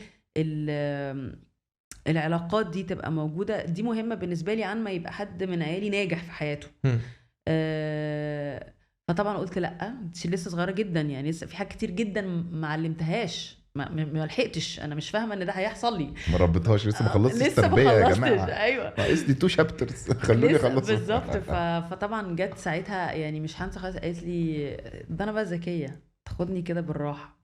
مية طبعا انا وهي يعني نخبط كده على طول في بعض. لا التانية ذكيه. فجت كده قالت لي طب فكري. فقلت لها انسي. فقالت لي طب انا بقول لك بس يعني ده حلمي و this is my dream دي لعبة عصبانيات جامد دي. وانت كده هتقفي قدام حلمي. خشي نامي بقى، انا زي بعد ما قلت لك كده خشي نامي. قالت لي كده. فقلت لها بصي انا هفكر اسبوع و I will sleep on it، يعني هفكر كده اسبوع ونرجع نتكلم تاني بعد اسبوع. بس انا بقولك ده صعب جدا يا دانا عليكي ده. وعلينا، وان انتي اصلا تروحي تعيشي لوحدك بدري قوي ومش هيبقى ليكي هنا، يعني مش هتبقى عايز ترجع. خلي بالك الوقت ده is very critical. وانا بالنسبه لي مهم ان انت يبقى عندك بوندنج معانا وان تبقي عارفه دايما ان انت تنتمي هنا مصر، اهلك بلدك، احنا كلنا هنا، وان يبقى ليكي انتماء للحته دي. وانت لسه طبعا بكلم واحده عندها 14 سنه برضو، فانك لازم دايما يبقى عندك ده. وانا بالنسبه لي this is too early. فقالت لي طب فكري، بس انا بقولك ان ده حلمي وانت كده هتقفي صايعه برضو دندونه. طبعا بترمي كلام بس ده حقيقي، ده حلمي وتقوم هي مش قصدها برضو انها تقولها تحسسني، هي حقيقي. هو بالنسبه لها ده حقيقي حلمها. انت مش فاهم هي ضحت قد ايه في حياتها بجد، وتعبت قد ايه البنت دي عشان تبقى هنا النهارده. تعبت جدا، يعني ممكن اقعد اعيط لك دلوقتي. هي ابتدت كوره من امتى؟ 4 سنين مثلا. 4. بس هنا بقى اتنقلت جامد. مش عايزه اقول لك يعني اولا كانت بتلعب في الاول مع الولاد، بعد كده بيجي وقت طبعا الولاد مثلا هم عندهم 12 سنه مش عايزين يكملوا مع، يعني ايه بنت بتلعب معايا في الفرقه، يعني مش عايزين يبصوا لها الكوره حتى. فكريم ساعتها قال لي لازم ندور على فريق بنات. فقعد طبعا هو اللي يدور وكذا وكذا وكذا، ولقى فعلا فريق بنات. وانا فاكره ان ساعتها هو كان مسافر، كان عنده شغل بره، فقال لي ناردين خديها بس يروحوا يعني تروح تلعب معاهم عشان يمتحنوها، يعني يعملوا لها اسسمنت. فانا خدتها يومها، انا فاكره كان هنا في التجمع. وطبعا يعني انا مش فاهمه انا ايه اللي جايبني مقعدني في الملعب ده في الشمس الرهيبه دي 3 ساعات والبنت بتتمرن مش عايزه. فبعديها قالوا لي اكيد عايزينها طبعا، وطبعا ولازم نظبط وكذا كذا. وبعد كده لعبت مع وادي دجله. بالنسبه لها اصلا انها تعمل الترانزيشنز دي من واحده جايه من حته فرفوره جدا تتكلم انجليزي بس، فجاه ابتدت ان هي مبقاش تتكلم عربي قوي. يعني ان دي مشكله ناس كتير زي بيعملوها في مصر، ان هم بندخل عيالنا مدارس انترناشونال I speak English I don't أيوة. speak Arabic يعني فانها برضو تروح وتضرب مشوار وتاكل نص مشكل بقى في النص. يعني مثلا تقول لي انا هركب التوك توك النهارده بابا التوك توك هركب التوك توك فين هروح اكل في البرنس انت رايحه ده كان بيحصل طبعا قبل ما تروح البرنس ده لا البرنس. لا وعاشت الحياه وبالنسبه لي دي بس كانت برافو من احلى الحاجات اللي كريم برافو. عملها طبعا طبعا. انه لازم ده لازم ان انت برضو فاهم تشوف اصل الدنيا بتاعتنا مش الحته اللي احنا قاعدين فيها مش الكومباوند. انا ده زي بالظبط كنا- هو نفس اللي حصل لي مع بنتي. انا بنتي انا كنا عايشين في امريكا وانا لسه عايش في امريكا يعني. بس بنتي لما جابت 3 سنين كنت عايزها ترجع تقعد هنا علشان نفس اللي انت بتقوليه بالظبط، تبقى قريبه من العيله، تبقى في نفس الوقت تتعلم هنا مصر، وفي الاخر البيز بتاعها هنا بالظبط تبقى فاهمه القيم بتاعت هنا، بالظبط. فاهمه الدنيا هنا ماشيه ازاي، وتبني علاقات هنا. ما تبقاش اللي هو اجيبها وهي عندها مثلا 13 14 سنه بعد المدرسه على طول مثلا وتبقى جايه مش أمريكانية. ايه ده اصلا، اللي هو بالظبط مش هتعرف تندمج في المجتمع هنا اصلا. ده حقيقي. فاهمك جدا. فلما راحت بقى ده كان برضو وقت صعب جدا يعني. هي خلاص بتتخرج السنه دي من المدرسه بس هتكمل طبعا في امريكا. بس قعدنا سنتين يعني كانوا صعبين جدا. اولا ان انا اي وقت انا فاضيه لازم اروح، لاني اولا حطيت رول كده انه لازم انا فاكره واحده صاحبتي هي اللي قالت لي كده عشان اكبر مني، لازم كل يوم تتكلموا في التليفون.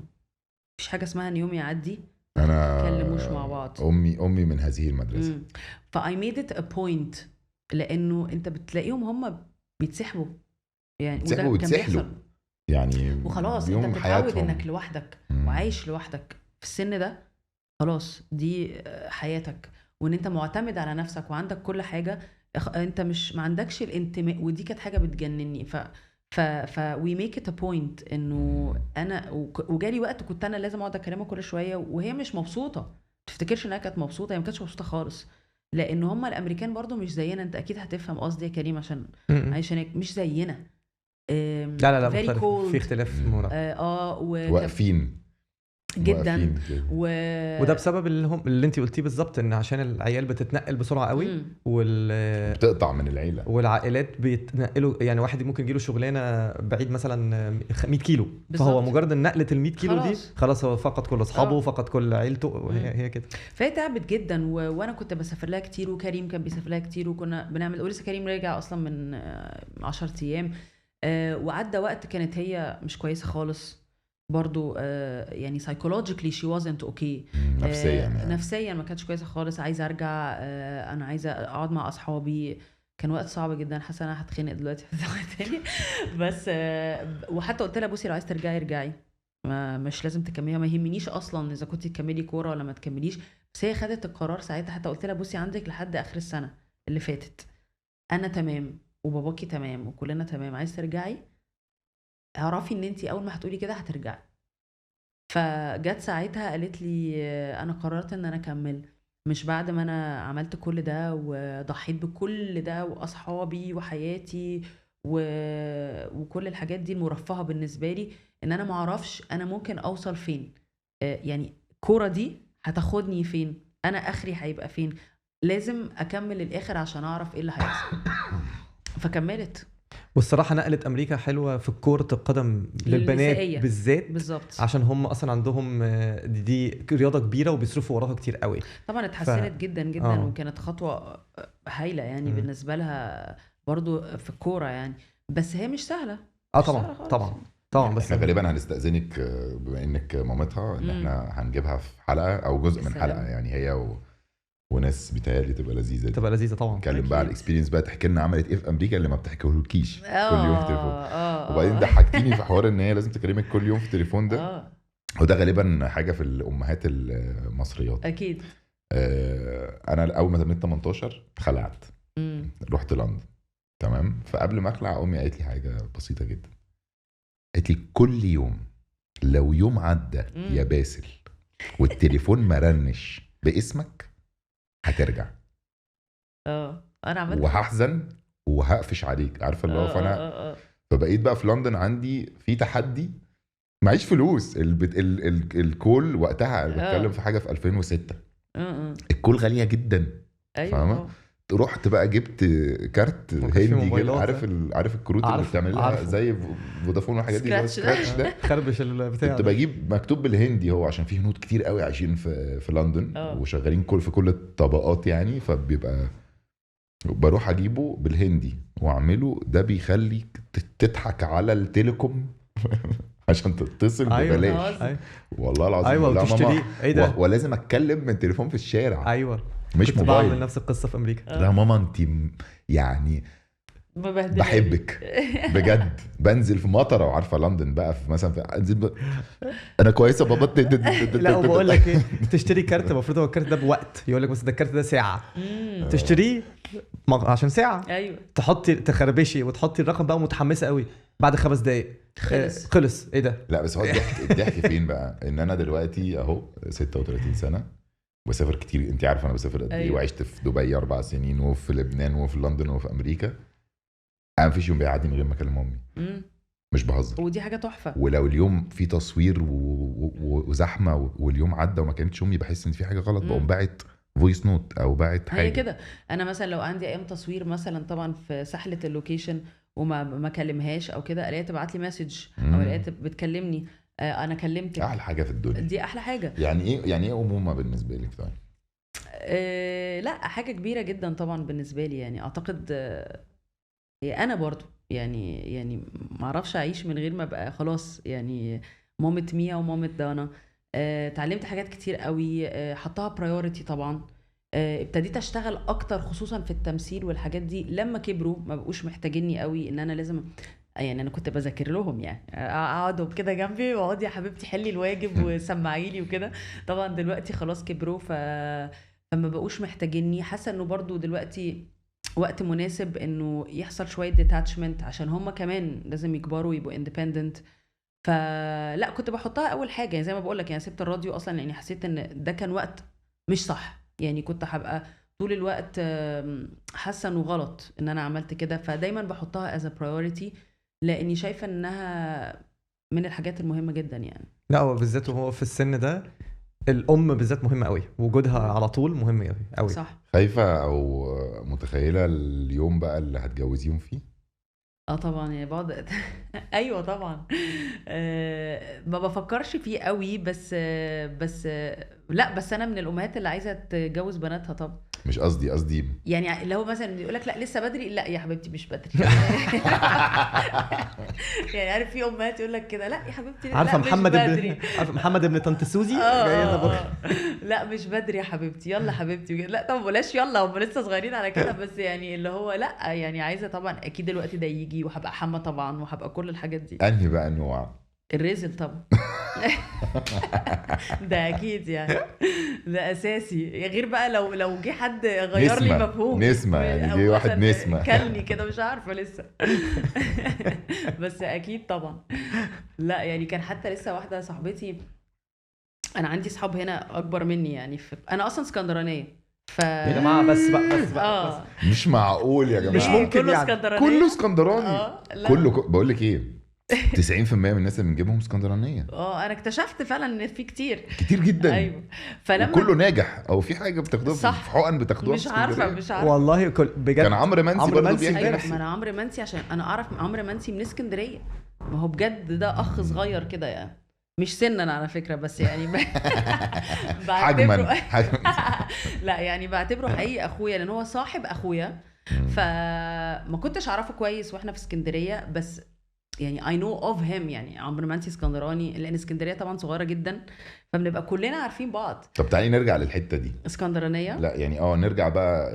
انت ايه قصتك؟ انا اصلا اسكندرانيه. هي مامتي من القاهره، يعني مامتي بيتها في مصر الجديده في شارع الحجاز. جدتي خالتي خالي كلهم لسه عايشين لحد دلوقتي. خالي وخالتي في مصر الجديده. في مصر الجديده. فانا كنت باجي يعني، بس مامتي لما اتجوزت بابايا اخدها اسكندريه.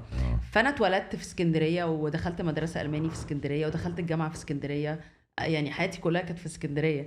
بس كنت باجي لانه نص عيلتي يعني عيله مامتي هنا في القاهره، فكنت باجي كتير زيارات وويك اندز وبتاع وحاجات كده، اعياد وبتاع. بس لما اتعرفت على كريم واتجوزنا كريم هنا يعني لحظه، عشتي كل ده في اسكندريه؟ اتخرجت من اسكندريه بس انا اصلا يعني انت حياتك اسكندريه ايوه لحد الجواز. واول ما اتخرجت يعني اتجوزت على طول فرحت فنقلت هنا فبقى عندي اصحاب مش اصحابي، عشان كده بقول لك عندي اصحاب اكبر مني. عندي اصحاب مش اصحابي بتوع المدرسه والجامعه. فانا برضو لما جيت هنا يعني كنت عايشه يعني اصحابي لسه بقى بيسافروا بقى ومهيصين وبارتيهات وانا مخلفه فكانت اتجوزتي بدري قوي. فكانت حياه مختلفه. فكان عندي اصحاب تانيين. فبقول لك حتى واحده صاحبتي بتقول لي لسه هي متجوزه بنتها، فبتقول لي عملت حنه وكده. طبعا دلوقتي العيال ار فيري كول، مش عايزين يعملوا حنه. فانا اكيد هعمل حنه يعني لميا او ده انا هعمل كل ده. هتعملي حنه؟ هو ايه الحنه دي اصلا؟ بنات بقى وبنفرفش مع بعض كده اللي حاجه إيه طبعا فكرتها يعني؟ حاجه يعني مصري قوي ولا حاجه بتفرح يعني ما احنا بنفرح في الفرح عادي. يخش يرسموا انتوا حنه عايزين تفرحوا من غيرنا. لا هي يعني دي الفكره. مش لازم ابقى كول وبسمع اغاني يوروبيان ومش لا عايزه ارقص بقى وبلدي وفاهم افرح بالبنت يعني. فلا انا رش ملح طبعا اكيد. تلبسي بقى منديل بقويه بقى نعمل بقى كل الحاجات والطبلات والحاجات دي. لا بحب قوي ما انا بقول لك انا فيها حته قديمه يعني ممكن ابان كول وكده، بس هو لا مش قوي كده يعني. لا كنت اسكندرانيه. طب انا عندي سؤال بقى انا واخد بالي ان انت من النوع اللي على طول عندك اهداف واضحه وصريحه وعلى جداً. طول اللي هو كله خبط ورا بعض. عندك مش الاهداف دي اللي هو هعملها لما تحصل، لا ده انت عندك توقيتات اللي هو ده انا هخلص جامعه غالبا هتجوز، ده انا هخلف، ده انا هشتغل في الراديو، ده انا هعمل بعد كده عايز ابقى مذيعه، عايز ابقى في على طول. ده جاي من ايه بقى؟ بص انت يعني هفاجئك، هو في الاول كنت كده يعني. لا طبعا هتجوز ما كانتش خالص في الحسبان في الوقت ده، بس انا عايزه اشتغل في الراديو. ما انا اللي خدت الخطوه الاولانيه. انا عايزه، انا هقول لك ايه الحاجات اللي انا كنت عايزاها عشان بفتكرها معاك. عايزه اقدم في ذا فويس، وقدمت فعلا يعني انا اللي سعيد في ده، بس هم ما خدونيش يعني. دي قصه برضو انا مش عارفه تعرفها ولا لا. يعني انا كنت بتفرج على ذا فويس الامريكاني اللي هو الاوريجينال فورمات بتاعه، الفيرجن الاساسيه، وكنت ساعتها انا مديره راديو هيتس، فكنت بتفرج بقى على الحاجات اللي بتحصل في الدنيا كده. فقلت انا عايزه اعمل اوديشن للبرنامج ده، انا عاجبني قوي الفكره دي. فانا ساعتها فاكره انا كنت مدمنه. انا لحد دلوقتي انا لسه بتفرج على انا عندي ليكم مفاجاه فظيعه. انا حتى السيزون ده يعني اللي هو لسه خلصان اول امبارح ده اتفرجت عليه برضه. فانا فاكره ان انا ازاي اصلا كلمت سمر. دي حاجه تضحك. سمر عكروك. فانا فاكره ان انا هنا كلمت مره استاذ عمرو قوره، اعرفه. كان مره هو اللي جاب لي مسلسل الجامعه فاعرفه، هو كومن فريند وبتاع. كان بيشتغل مع ام بي سي ساعتها، عالم سمسم او حاجه كده. فانا كنت بس عايزه كونتاكت جوه ام بي سي، عايزه ابعت السي في بتاعي.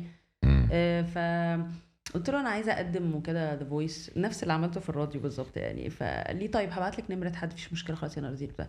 بعت لي نمره واحده، ما قاليش هي مين خالص، تشتغل ايه التايتل بتاعها في ام بي سي. سمر عكروك دي من الراس الكبيره في ام بي سي، من الرؤوس الكبيره ولا قال اي حاجه. هيد اوف برودكشن. اداني النمره، انا فاكراها طبعا ايه، بنت لذيذه بنوته صغيره كده كده اللي هي بتلم السيفيهات يعني. فكلمتها وردت طبعا. برضو ده ربنا يعني، مش اي حاجه تانية. هي بيبقى في جزء هي ما بتردش علينا دلوقتي اصلا. بالظبط هي ما بتردش علينا دلوقتي. لا وبنحبها جدا حقيقي. ايه ده يعني سمر عارفه انا يعني عارفة. مفضله بالنسبه لي، بعشقها مهما حصل هي عارفه يعني. وهي لو بتتفرج هتفهم انا بقول ايه. فردت في ثانيه. فانا بقول هاي ايوه انا عايزه اقدم عشان ذا فويس وعايزه ابعت السي في بتاعي. قالت لي اوكي طيب ابعتيهولي بليز، ذس از ماي ايميل. بعت فجاه بالسهوله دي بس. وبعد كده كلموني بعديها بشويه عايزين نعمل اوديشن في مصر. ايه ده هايل جميل، الموضوع ماشي تمام جدا حلو قوي. رحت عملت اوديشن، كلموني تاني طب تعالي بقى اقعدي مع زياد كبي اللي هو كان هو صاحب البرنامج. قلت خلاص انا كده تمام. ما كانش لسه البرنامج ابتدى يعني، انا كده ماشيه في الطريق، انا خلاص يا جماعه انا داخله ذا فويس. وفجاه ما كلمونيش تاني، ولقيت البرنامج طالع بمذيعين مختلفين. رخمه قوي دي، وحشه قوي دي خالص. وحشه قوي انك شفت المذيع التاني اللي طلع كمان، دي رخمه قوي طبعا. وكده انا وصلت لحد اخر ستاب يعني. يعني اللي هو كلموني وتمام وكده، بس احنا بس عندنا كام يوم بنخلص حاجات وهنرجع نكلمك على طول. اختفاء بقى خلصوا بقى حاجات فعلا. التنين يعني.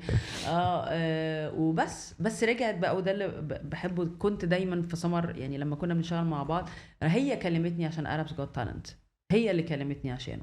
ولما حصل فيكنسي بعد كده في ذا فويس، هي اللي كلمتني في ذا فويس. فرجوعا لسؤالك ان انا عندي تخطيط والكلام ده، في الاول لكن انا حاليا لا، أنا مش بخطط خالص ومش عايزه اخطط اصلا. ويعني دايما يقولوا لي طب وايه اللي جاي، انا ما ما بفكرش، تتكلموش معايا. ما بفكرش كده خالص دلوقتي. بس ده دلوقتي لما انت دلوقتي زمان، امم هل ده كان جاي بسبب تربية ولا كان جاي بسبب ايه بالظبط؟ ممكن طبعا انه مش عارفه، اكيد يعني برضو مدرسه الماني، يعني في هتلر جوايا اكيد موجود يعني بيكبر معايا كده مع السنين.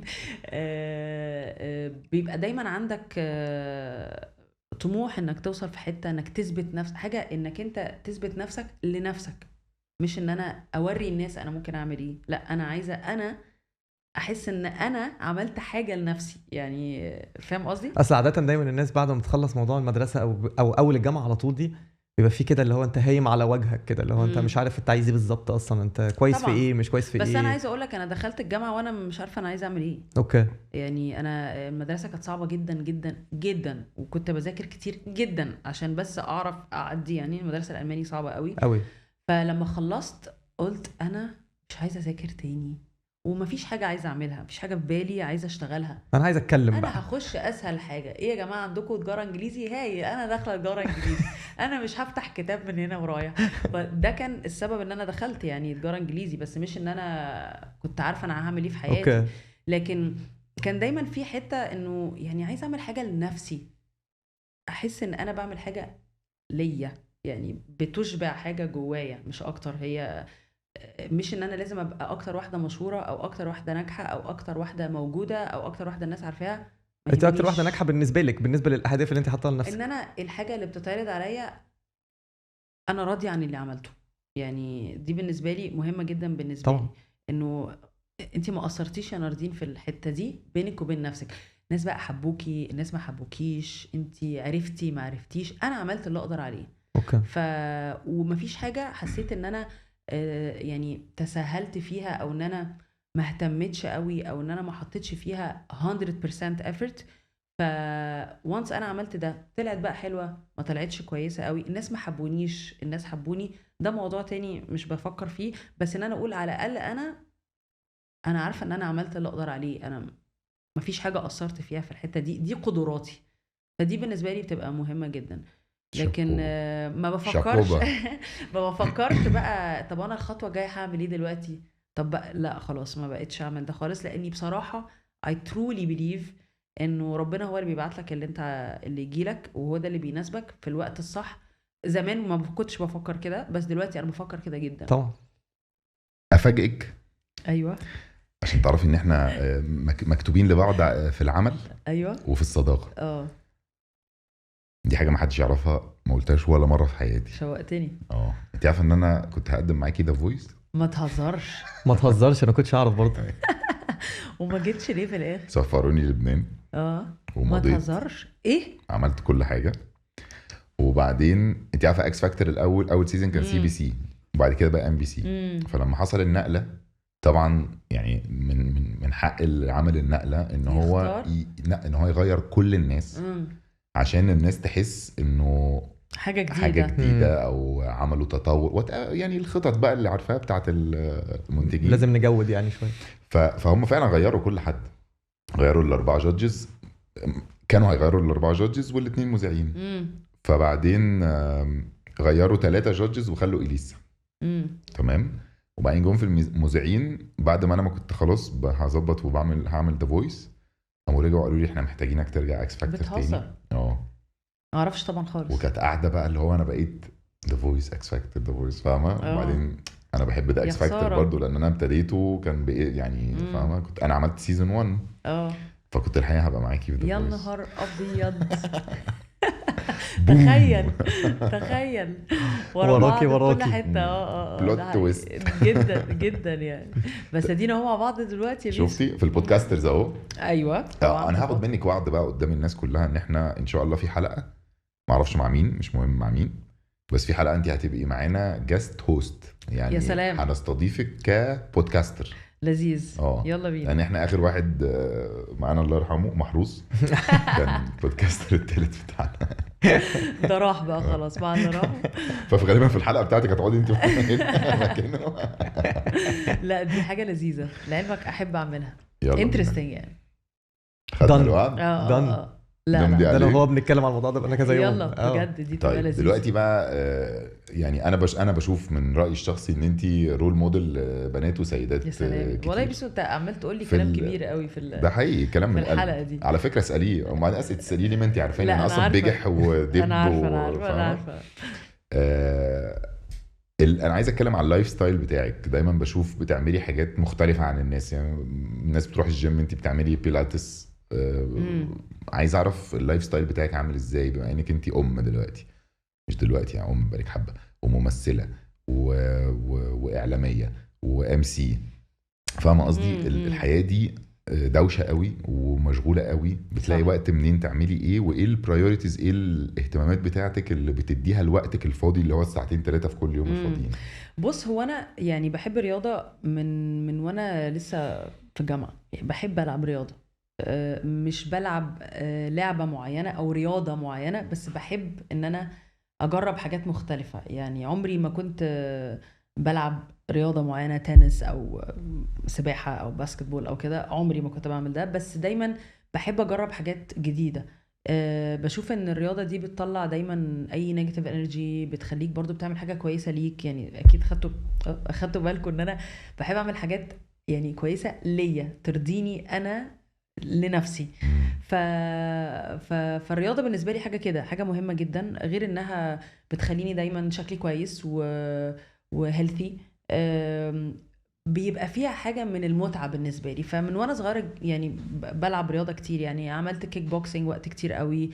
كنت بلعب تنس كده وانا اصغر شويه، بس مش عمري ما خدته سيريس يعني. فبحب اجرب حاجات كتير. مؤخرا بقى بقيت اعمل بيلاتيس ايه بقى بيلاتيس دي؟ هو في اختلاف في منه حاجات كتير، يعني في منه حاجات كده اون ذا مات اللي هي تبقى على الارض كده وتبقى كلها. اولا اتجهت اكتر لده لفتره وقت الام سينج، لانه بيديك كده بوستشر كويس، واقفه كده. يعني دايما اخد بالي شموخ، تبقى فارد ظهرك يعني. ودي حاجه مهمه بالنسبه لنا احنا كمذيعين طبعا، انك ما تبقاش قاعد عامل كده، لا تبقى قادر ان انت تصلب طولك. فدي حاجه مهمه جدا.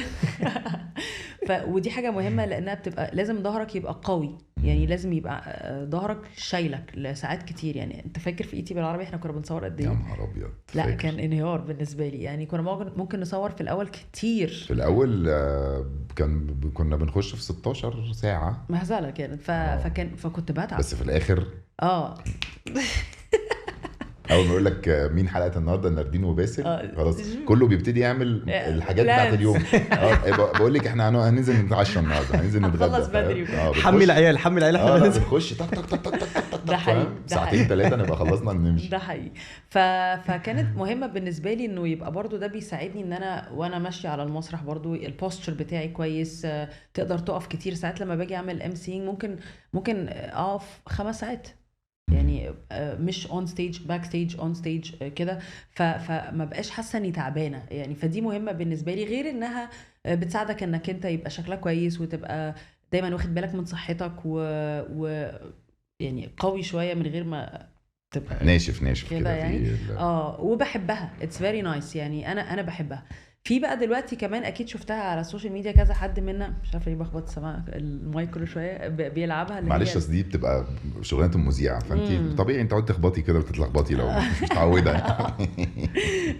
لا في اللي هو بقى الجهاز اللي هو عامل زي السرير ده اللي هو بيرن، وبرده ده نوع تاني. احنا هنحط على فكره وانت بتتكلمي دلوقتي في الاديت هنحط الحاجات دي عشان في بقى الريفورمر ده بقى بيبقى زي يعني جهاز كده كبير جدا كله ويتس وكله حاجات بيديك اكتر stability، ازاي تقدر ان انت يعني يديك قوه strength اكتر. وكل ده بيفرق معاكي في شغلك اكيد. طب انا عندي بقى سؤال، أكيد. هقطعك في الحته دي، بس سؤال مهم عشان عايز برضو كريم يشاركنا هذا السؤال الجميل. بما انك انت كنتي بتدربي المذيعين، دي فقره بقى لازم ماليش- هم يكلموك عنها بقى. ماليش دعوه، انت كنتي بتدربي مذيعين، فده معناه ان انت عندك خبره مش قدام الكاميرا بس، كمان خبره ان انت آه. تخلي حد يجهز آه. يبقى قدام الكاميرا. حصل. فاحنا عايزين نسمع، لو بنت او ولد عايزين حلم حياتهم يبقوا مذيعين، ايه البروسيس اللي بيمشوا فيه لحد ما نوصل للشرح المعين اللي ممكن بقى كأن يعني اعتبري كريم دلوقتي انت بتقولي له حاجات، لان هو كان عايز ياخد حاجات، كان بيقعد يسألني عايز اخد حاجات نفس، عايز اخد صوت، مخارج الفاظ، حاجات كده. بص صح. هو انا اصلا كنت لسه هتكلم بعد بكره مع حد فكويس. بص هو انا يعني انا الفقره دي او الفتره دي كانت فتره لذيذه جدا بالنسبه لي، ان انا قررت ساعتها ان انا مش عايزه اطلع في برنامج، انا عايزه اعلم ناس يطلعوا. ما تسالنيش ليه انا عملت كده، بس هو ده كان قراري في الوقت ده. فحتى دلوقتي معظم المذيعين اللي موجودين دلوقتي هم اتمرنوا معايا انا، فعلا. يعني زهرة رامي، باسم كميل، انا ليترلي يعني اخترتهم. يعني هم قدموا مذيعين كتير جدا جدا، عايده ايام سعودي. الراديو الكلام ده. مين تاني؟ تامر. في ناس كتير من اللي هم موجودين دلوقتي، ودي حاجه مش عايزه اقول لك انا ببقى فرحانه بيهم قد ايه، ان انا دول ناس كان عندهم حلم، كان عندهم امنيه. انا بحب قوي كده انه اجيف ات باك. في ناس وقفت جنبي وانا صغيره وانا لسه باديه، والناس دي بجد ساعدوني، وقفوا جنبي and they supported me. I have to give it back. فانا بحب اعمل ده جدا. فساعتها قررت ان انا مش هطلع، لان انا لو طلعت في الراديو ما الناس عارفاني من نجوم اف ام، هستفيد ايه جديد؟ ما انا عملت ده. لكن انا عايزه دلوقتي يجي ناس جديده عندهم حلم عايزين يحققوه، وانا اساعدهم في ده. فكان بالنسبه لي حلو جدا. فكنت بقى بجيبهم امتحانات بجد، انت لازم تجيبهم مره يقولوا لك انا كنت بعمل فيهم ايه. ماما ناردين قاعده في متخيل. يا نهار ابيض. متخيل. بس انا متاكده ان حاجات فرقت معاهم، لان انا اتعلمت كده. فكنت مثلا حاطه لهم رول في الراديو ده، انه انا مش مقتنعه ان المذيعين في الراديو المفروض يطلعوا يتكلموا كتير، لان انا في رايي اللي بيسمع راديو ده عايز يسمع مزيكا، عايز يتسلى وهو سايق في العربيه، عايز يبقى متسلي وكده، وحد يكلمه. بس ما نقعدش نرغي بقى 5-6 ساعات ونحط اغنيه وبكده يطلع اعلانات. اكيد الشخص ده عايز يسمع مزيكا حلوه، حد بيحط مزيكا لذيذه على مزاجه ويكلمه شويه. تبقى سايق العربيه بتبقى ساعات اللي هو يا عم اسكت بقى، حط لي المزيكا. فكنت حاطه لهم رول سميناها ساعتها ال 40 سكند. هو ده بقى ال 40 سكند رول اللي انت قلتيه في الاول. اسرتي قلتيه وانا قلت طب انا هعمل نفسي فاهم. لا فكنت قانون ال 40 ثانيه. وكنت بجد بعد ما اولا كنت بجيبهم لازم يحضروا البرنامج. كنت بجد مدرسه، يعني باسم كميل ده حبيبي ده كان مجتهد جدا. زهرة طبعا جننتني وهي عارفه كده كويس، ولحد دلوقتي بتقول، بس she's very talented. وفنانه قوي في نفسها. فبالنسبه لها انك تحط لها رولز وتقيدها بتموت. فممكن تيجي متاخر، كانت ممكن طبعا ايه كل مره مخصوم لك يوم، مخصوم لك 2. طب انا هقعدك لحد لا كانت بتموت مني. باسم بقى كان مجتهد جدا جدا. كنت دايما اقول لهم انتوا اللي هتحضروا السيجمنتس بتاعتكم، وتيجي تقول لي السيجمنتس بتاعتك كل يوم هتتكلم في ايه. مش موضوع ان احنا هنخش بقى نملى وقت في الهوا وازيكم يا جماعه واخباركم ايه ودلوقتي اخبار السكه ايه. في الراديو المذيع هو اللي بيقرر انهي حاجه يتكلم عليها. مفيش موعد. لا بوم.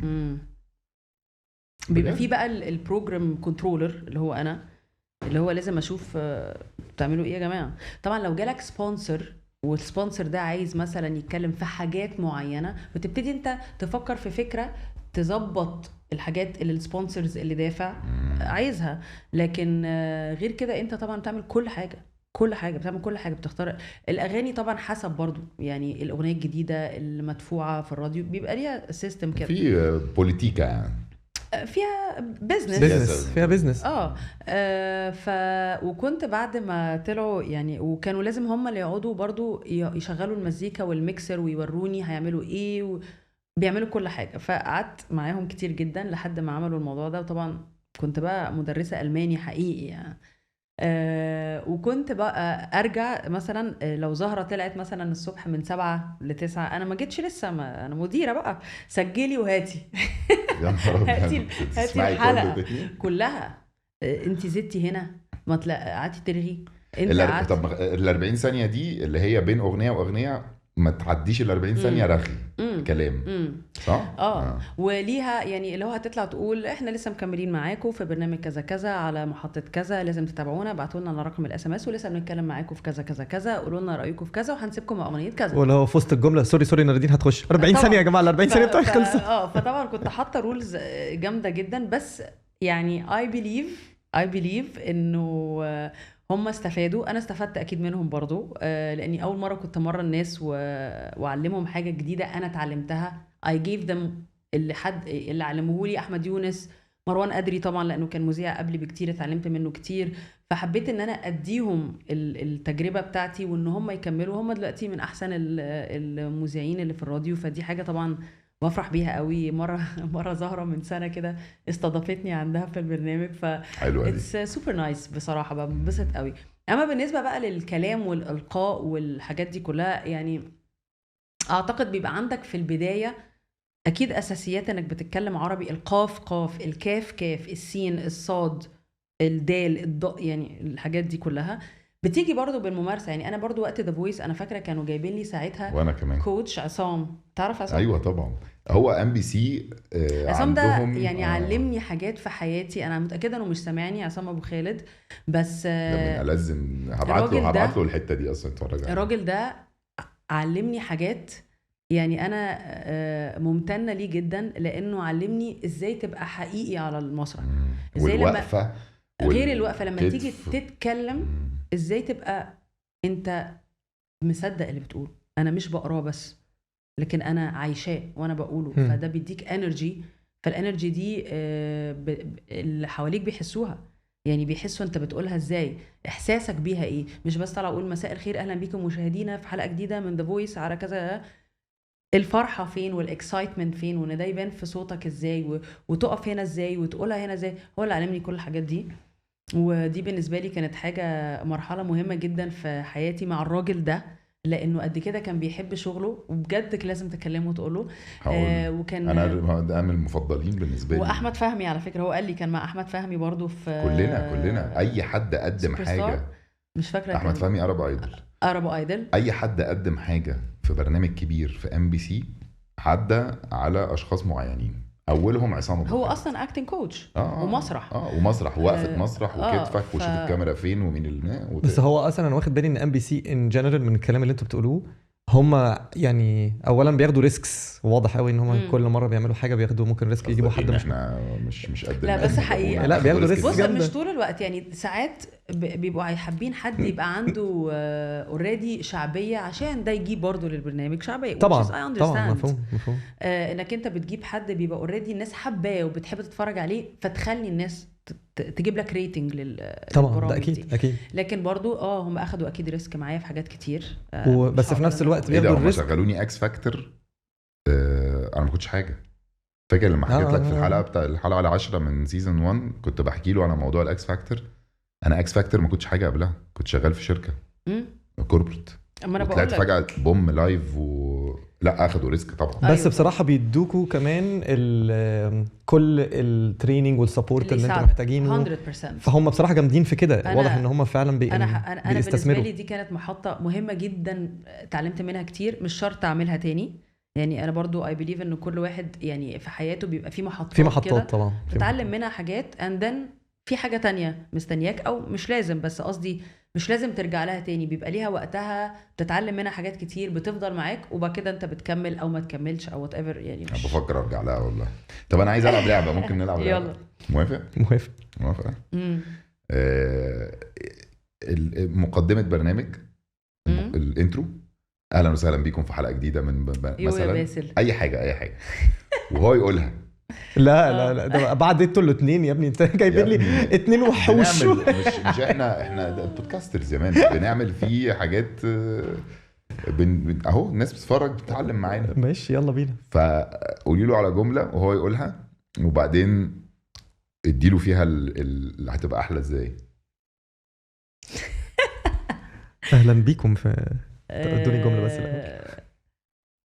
اهلا بيكم في حلقه جديده من البودكاسترز، معاكم كريم وباسل، والنهارده معانا ضيفه جديده هتبقى معانا النهارده. رحبوا معايا بناردين فرج. ولازم دي في الاخر. اي حاجه ممكن اعملها من غير دي. حسب بقى، ورينا هتعمل ايه. فين الكاميرا بتاعتي فين يا جماعه؟ اهلا بيكم في برنامج البودكاست في حلقه جديده. شفتي مش مهم التوناليتي والنفس والحاجات دي. طيب اهلا بيكم في حلقه جديده من برنامج البودكاسترز مع باسل وكريم، والحلقه دي مع اجمد مذيعه في الشرق الاوسط ناردين فرج. 10 على 10 كده. انت اخويا يالا. برافو يا كريم، 10 على 10. هنبقى نقول لك بقى الكومنتس بعد الحلقه عشان في لسه. لا بس هي انا نصيحتي لاي حد بيبتدي في الموضوع ده be yourself. يعني get your energy كده، هات الطاقه بتاعتك كده، انت حابب الناس تشوفك ازاي and enjoy it. والله هو ده اللي بحاول اعمله صدقني. يعني انا دايما بقول انا لازم انبسط في الامسينج يعني او في البرامج ان جنرال، لانه التمثيل حاليا مش بنبسط طول الوقت، حسب انا بعيط ولا بعمل ايه. بس في البرامج وفي الامسينج وكده انا لازم انبسط. يعني انا عايزه اطلع دلوقتي وانبسط وابسط الناس اللي معايا، فلازم انت تبقى حاسس انا طالعه اعمل حاجه حلوه. يعني دايما في ذا فويس باك ستيج قبل ما بنطلع، لا بحب ان احنا نبقى عندنا بوزيتيف انرجي، نسمع مزيكا عشان نبقى بوزيتيف وفول اوف انرجي، عشان الناس اللي تتفرج علينا برضو انت تبعت لها. لا مفهوم جدا. هو اصلا كمان البودكاست مختلفه في ان احنا هو في الاول في الاخر كان باشن بروجكت، يعني هو بروجكت احنا كنا عايزين نعمله من زمان. وده حاجه انا بعملها عشان اصلا انا حبيبها، يعني ما كانتش اصلا أيوة. ده مش الكارير بتاعي خالص، انا مش مذيع خالص. انا يعني بس عامل شغل حلو. ايوه انا أيوة بجد عامل شغل حلو عشان بتحبه. انا بس في الاول في الاخر انا حابب فكره ان الناس تشوف الجاستس اللي بيجوا، بس بيبقى في الاخر في فاليو، يعني في الاخر بياخدوا اضافه من المعلومات اللي بيعرفوها، من معلومات بيعرفوها بقى كبني ادمين، عشان بيشوفوا بني ادمين عندهم زي قصص جامده، او بيبقى مثلا بيجوا يتفرجوا علشان ده في حاجه معينه بنتكلم عليها، توبيك معين بنتكلم عليه زي المنتل هيلث بقى وحاجات كده. صح. فعشان كده هي انا بالنسبه لي هي مش اذاعه في دماغي وانا بعملها، قصدي انا بعملها ان انا يعني والله ودي احلى حاجه. ده هي كده. ايه قولها ده انا والله اللي عاجبه واللي عاجبه واللي مش عاجبه تعالى يا ريت يعجبك. لا دايما لما تبتدي باشن انا متخيله انها بتطلع حلوه، مش ان انت مش بتعمل حاجه بس عشان ده واجب عليك، لا انت بتعملها عشان انت حاببها وحابب ان انت تطلع منها حاجه حلوه، حتى لو هي حاجه صغيره بسيطه يعني. طبعا. طب احنا هننهي على فكره بجد الحلقه خطيره حلوه قوي، واحنا يعني هنلتزم بالوعد بتاعك ان انت هتيجي معانا. أكيد. ممكن تبقى اكتر من حلقه. لا انا تمام طبعا، انا بحب انا عارف جدا. ان انت تمام. هننقي الناس اللي احنا نتكلم معاهم مع بعض بينا. ونعمل كده. بس هننهي بان احنا الحقيقه يا جماعه شغالين مع بعض للمره الكام؟ الثالثه الرابعه حاجه كده، حاجه كبيره يعني. حاجه كده الثالثه او الرابعه في حاجه كبيره. في مسلسل بين السطور. صح. انتظرونا وربنا يستر. من الاداء ربنا يستر. لا يعني انا مبسوطه ان احنا رجعنا تاني مع بعض في المسلسل. لا انا بتفائل بيك يعني. بقالنا كتير قوي ما اشتغلناش مع بعض، فحتى باسل جه في الاخر، يعني لقيته مره بيكلمني بيقول لي ناردين انت هتعملي مسلسل كذا كذا. قال لي انا كلموني. لا ما تهزرش. وبكده انا شايفاه جدا في الدور ورفضنا. فاكره؟ لا لما جيت على يحيى لا ماشي، بس اول مره كان في دور تاني. أيوة. وكلمتها وكنت اكسايتد ناردين هبقى معاكي وبتاع. بعد ما قريت قمت مكلمها وقلت لها ناردين والله يعني احتمال ابقى معاكي مع نفسك. وبعدين رجعت كلمتها تاني بعدها باسبوعين. ناردين انا مش معاكي بس انا شايفاه جدا مش هنحرق بس انا فقلت انا مش فاهمه ليه كل ده اصلا ما كانش حد ليه انت مش معايا في الشخص ده، انا شايفاك جدا فيه. رجع اتعرض عليا الشخص ده بجد والله. فكانت بص التيشيرت دي بتاعت البرنامج هي بس اللي هيكسبها، يعني لو بنت هتلبسيها فستان لان هي 4X لارج او تنام بيها بقى دي عليها اللوجو بتاعنا اللي هو الاهرامات والقلب. نايس. عشان احنا بنحب مصر، بنحب خوف وخفرة منكر. لذيذ. هتمضلنا عليها. ايه ده؟ الله. وفي السوشيال ميديا هننزل زي سؤال او حاجة عن الحلقة او عنك. اوكي. واللي هيجاوب صح هنبعتها له. الله، that's so nice. اكتب يعني عليه اسمي. اكتبي بقى اسمك. اكتبي اسمك، ولو عايزه تكتبي حاجه واكتب حاجه زي ما انت. مش فاهمه اكتب ايه. It's a message from you زي to ما your انت عايزة. fans.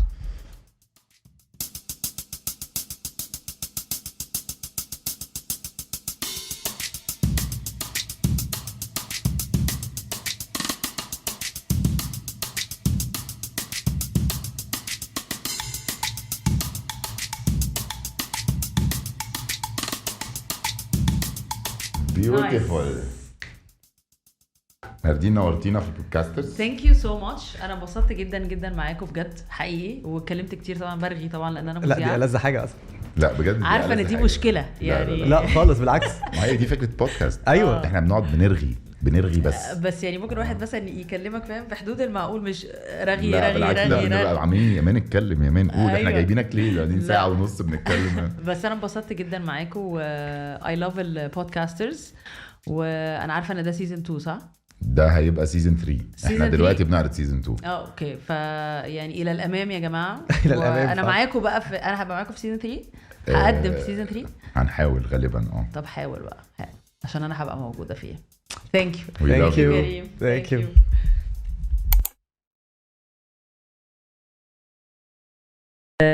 ممتع، بتضحكني قوي.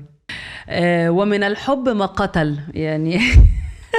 very special to my heart. بحبها بس خلاص. جميل. لذيذ جدا.